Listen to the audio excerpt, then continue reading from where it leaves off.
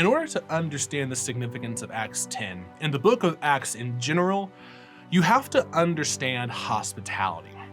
For most people, hospitality in the 21st century United States is often just understood as entertaining guests. We have hospitality industries like hotels, hospitality businesses like Airbnbs. We have hospitality departments in stores, in hospitals, and restaurants. We even have positions of hospitality in our churches and in colleges.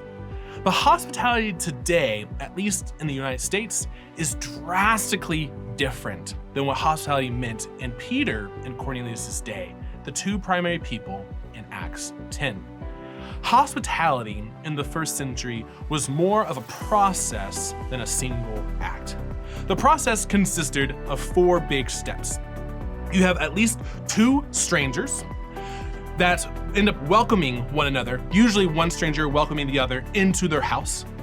They, if they continue to go well, exchange gifts, the Greek word for dorea, and then there will be a transformation of that relationship. So if the host decides that they want to be closer with this person in a relationship, they will give that person a gift, a dorea. And if the guest receives it and also reciprocates, means giving another gift, they lead into a different relationships where they're no longer guest and host, they're now family. They're family-like friends. This new relationship normally stipulated loyalty between the host and guest and their families that would last for the rest of their lives. And thus, hospitality was not just simply about entertaining guests or being nice. It was seen as a powerfully transformative process that had strong consequences for everyone involved. Here's the amazing thing. This sort of hospitality is on display in Acts chapter 10.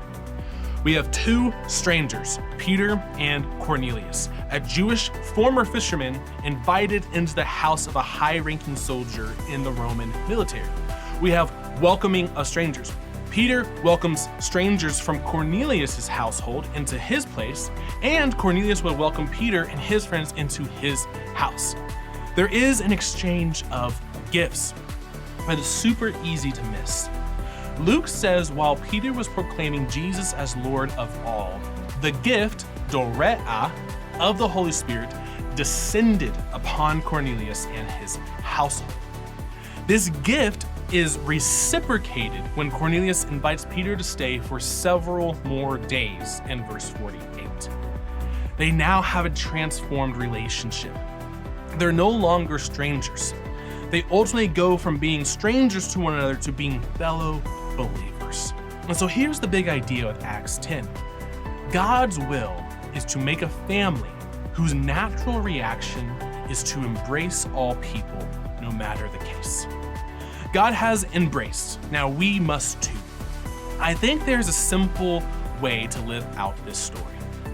That our first reaction to people who are different than us, for whatever reason, should be to embrace.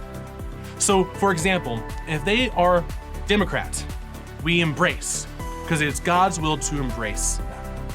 If they are Republican, we embrace, because it's God's will to embrace them. If they are Hindu, or atheist, or agnostic, or just spiritual, we embrace, because it is God's will to embrace. Maybe a good place to start is actually pretty simple. Start by saying, hello, my name is fill in the blank. It's nice to meet you. And maybe all the way to, hey, I'd like to have you over for a meal.